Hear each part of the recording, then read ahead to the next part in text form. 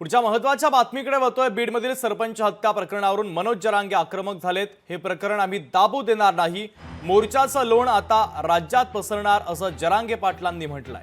तसंच सर्वजण धनंजय मुंडेंच्या जवळचे आहेत, त्यामुळे मुख्यमंत्र्यांना सिद्ध करावं लागेल की ते मंत्र्यांच्या पाठीशी नाहीत असं म्हणत जरांगे पाटलांनी आता एक प्रकारे फडणवीसांनाच आव्हान दिलंय।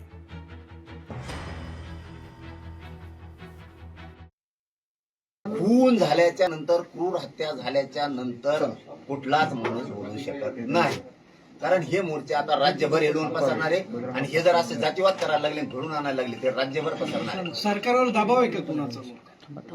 सध्या तरी नाही वाटत, पण ज्या दिवशी वाटल की यांनी आरोपी सुटला एखादा किंवा काही सहआरोपी केले नाही, काही मोकामध्ये घातले नाहीत, 302 मध्ये घेतले नाहीत, सांभाळणारे यांना लोक हे सुद्धा सहआरोपी केले नाहीत, त्यांनी एक मंत्री केलेला आहे सरकारमध्ये, त्याच्या दबावात बघितलं वाटतं जमतंय का जमतंय का जमतंय का, पण त्यावेळेस या सरकारनं पूर्ण याचा छडाच लावा ठरवला आणि याचा मूळ जाळच बीड जिल्ह्यातलं हे शेड्या जेवढी साखळी उखडून फेकायचं ठरवलंय, तेव्हा यांना वाटलं असं ना आता वाट, कारण यांनी ओळखलं आपल्या यांचं चालू द्यायनात आणि मुख्यमंत्र्यांना हेच करावं लागणार आहे, हेच राज्यापुढे सिद्ध करून दाखवावं लागणार आहे की मी मंत्र्यांच्या पाठीशी नाही।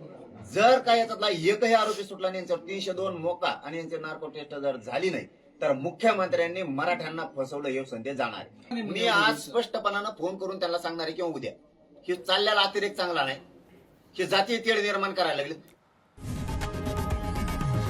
लोकशाही मराठी ऐका, पहा, जागरूक रहा।